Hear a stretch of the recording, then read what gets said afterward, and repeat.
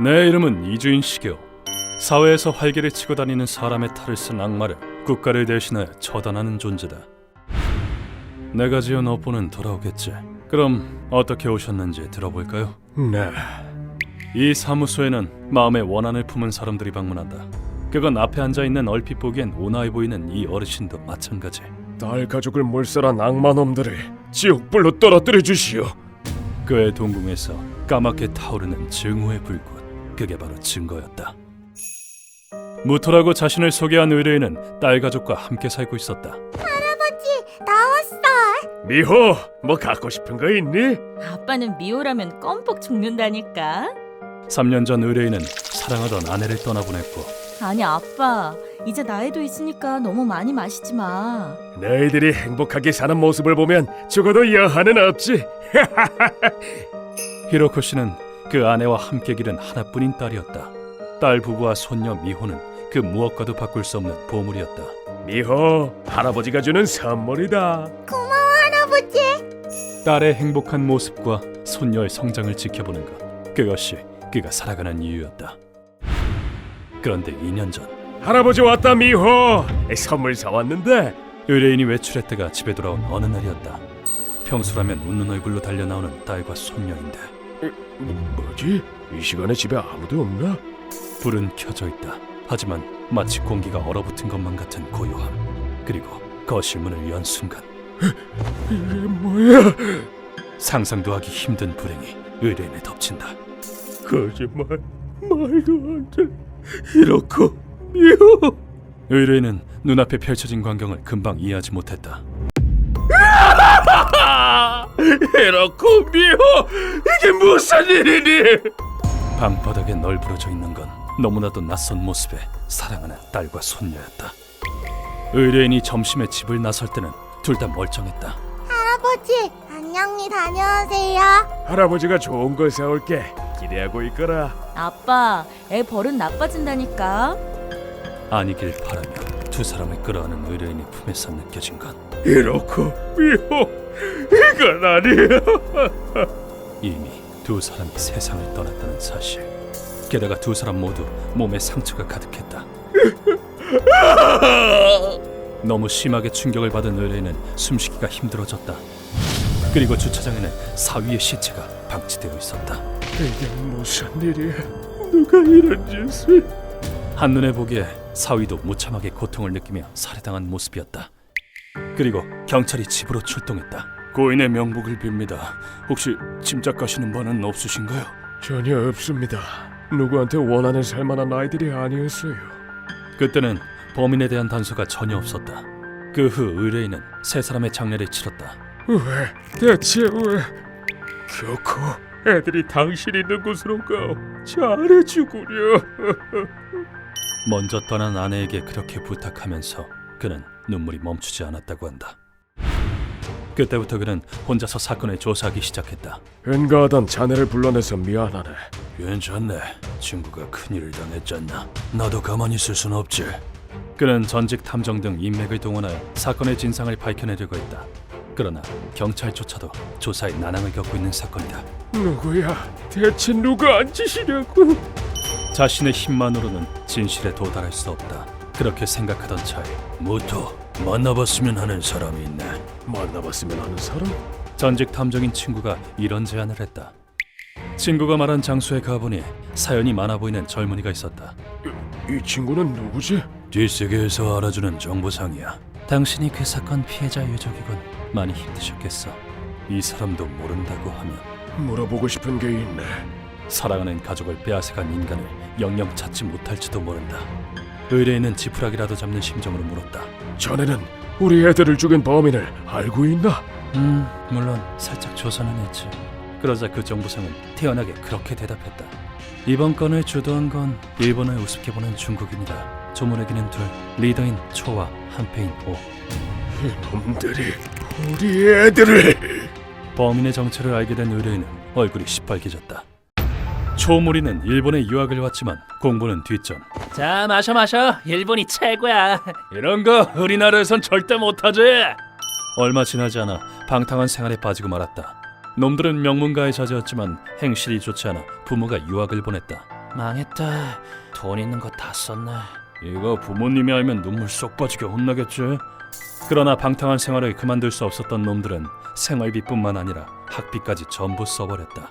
학비를 못 내면 퇴학, 그게 들키면 자국으로 소환된다. 일본에서 더 놀고 싶은데 일본인 놈들 별거 아니잖아. 이렇게 된 이상 훔치자. 이렇게 놈들은 아니란 생각으로 강도 행각을 벌이기로 했다. 어차피 털 거라면 잡히지 않기 위해서라도 전혀 안면이 없는 사람이 좋다.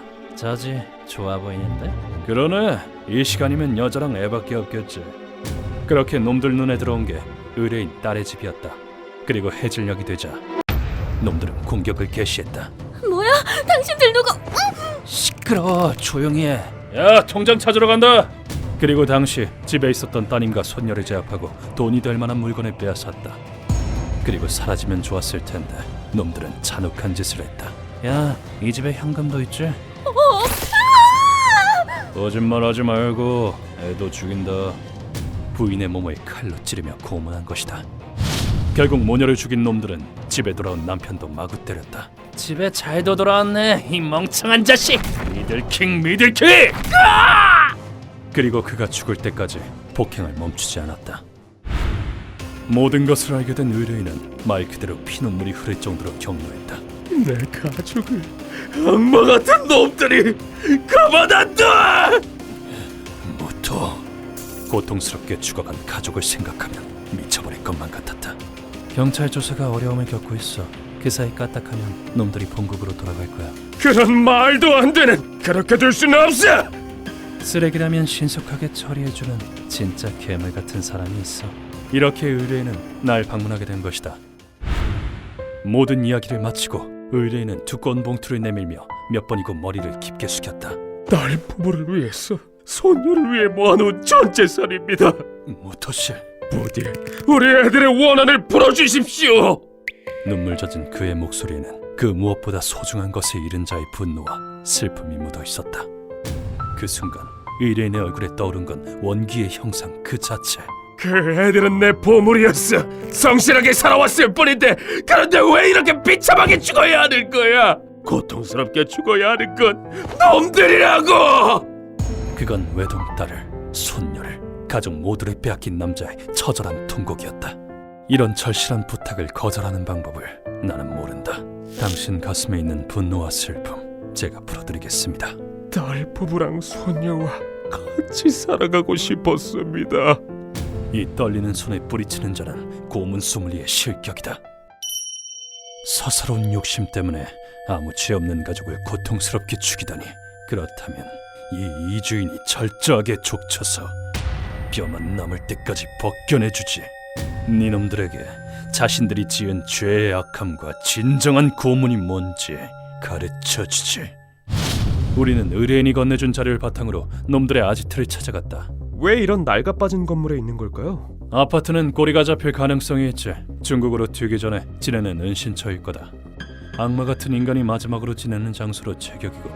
건물 안으로 들어간 나는 몇 걸음 못 가 발걸음을 멈췄다. 은신술은 나한테 안 통한다. 나오는 게 좋을 텐데. 그리고 복도에 울려 퍼지도록 소리내어 말했다.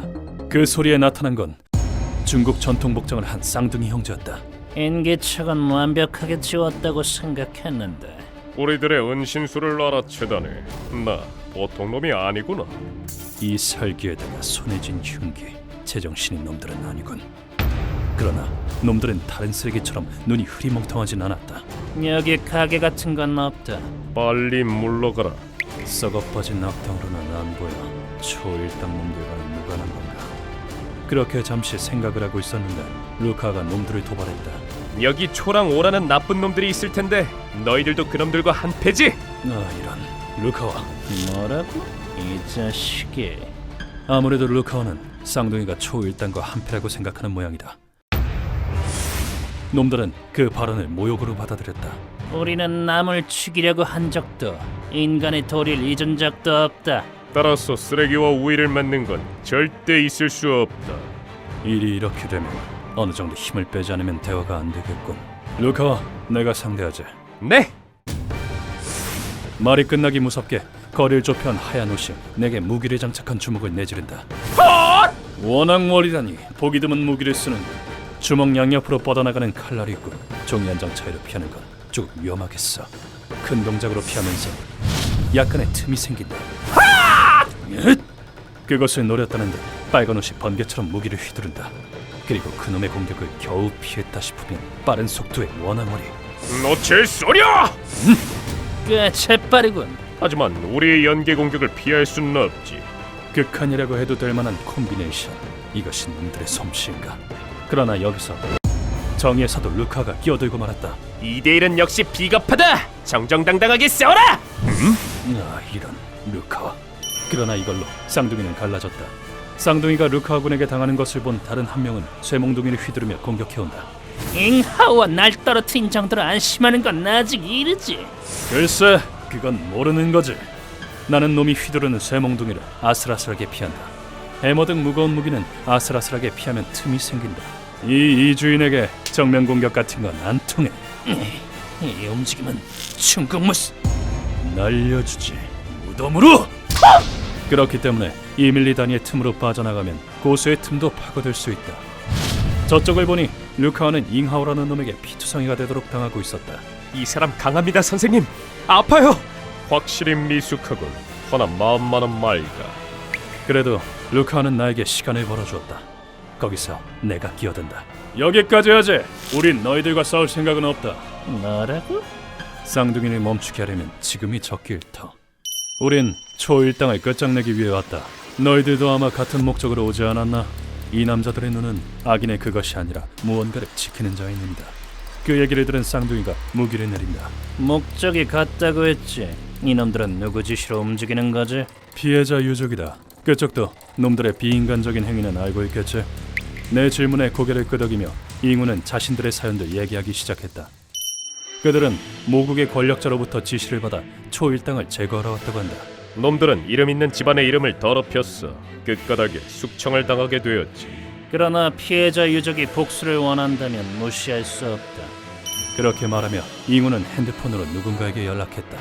중국어로 얼마간 대화를 나눈 후 그들은 이렇게 말했다. 놈들을 넘겨주도록 하지. 하나, 우리에게도 자존심이 있다.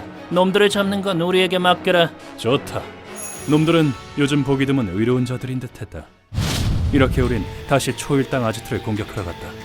니놈들의 죗값을 치를 차례다. 큰일이다. 놈들이 고형제야. 뭐? 그 저승사자 고형제? 명문가의 이름을 더럽힌 자 살아갈 자격은 없다.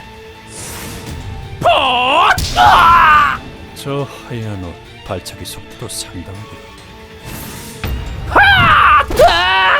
예상대로 놈들은 순식간에 두 사람을 때려 눕혔다. 죄 없는 자를 잔인하게 죽이다니 악마가 따랐군. 의식을 잃다니 잘 됐군. 이제 피해자 유족 대리인이 니놈들을 벌할 것이다. 생각보다 데미지가 크지만 뭐 사람만 있으면 됐어. 이렇게 초일당을 우리에게 남기고 그들은 떠났다. 아까 말 정말 죄송합니다. 괜찮다. 그런 직업이니까 착각할 수도 있는 법. 놈들을 제대로 끝장내줘. 제법 흥미로운 남자들이었다. 그리고 우리는 쓰레기 두 놈을 고문실로 옮긴다. 일어나, 버러지 같은 놈들아. 뜨끈뜨끈한 기름입니다. 어째서 쓰레기의 비명은 이렇게 귀에 거슬리는 걸까? 너희들 저승사자랑 같이 있었어. 나한테 손대면 아빠가 가만히 있지 않을걸.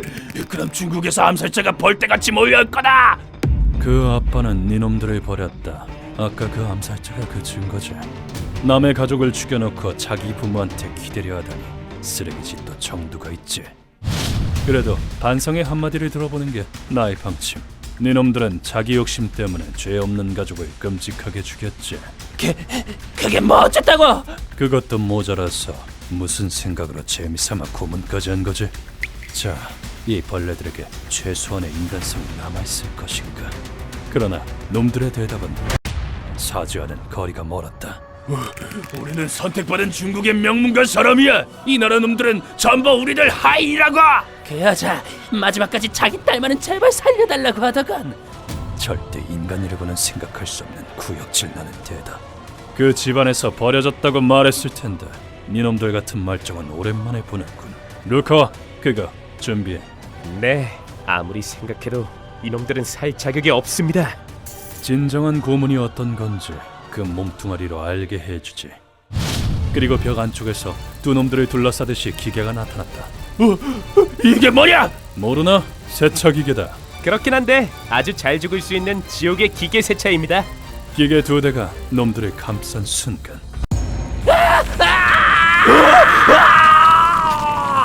듣기 싫은 비명이 사방에 메아리쳤다. 왜냐하면 저건 세차 기계를 본떠서 내가 개발한 전자동 쇄적기이기 때문이다. 선생님, 기계는 잘 작동하고 있습니다. 쉬운 전 단계에서는 에러가 많았었지. 이 기계 물 조절하느라 고생 좀 했지.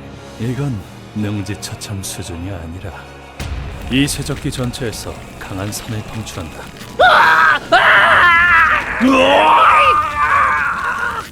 그렇게 물러진 피부 조직을 단단한 브러쉬가 전방위로 긁어내는 것이다. 여기에 당하게 되면 죄인은 깔끔하게 백골화된다. 1mm 단위로 긁어내니까 천천히 죽을 수 있지. 극한의 능지처참형이네요. 굉장히 획기적인 발명이다. 이 쇄적기가 주는 고통과 몸이 사라져간다는 공포는 정신이 나갈 정도다. 살려줘! 몸이 녹는다 없어진다! 자백할게. 경찰에 자백한다고! 근성 없는 도련님들의 항복은 빨랐다. 나도 괴물은 아니다. 놈들의 이야기를 들어보지. 루카와 일단 정지. 네! 너희들 자국에 있는 가족들이 자랑스럽나? 네. 보고 싶나? 보고 싶습니다. 다른 사람 가족은 빼앗은 주제에 입만 살았구나. 이 자식 쉽게 죽을 수 있을 거라 생각하지 마라. 링걸 놔주면서 3일간 긁어내주지. 내가 단언한 대로 놈들은 3일하고도 8시간 후에 모든 살해를 잃고 죽었다.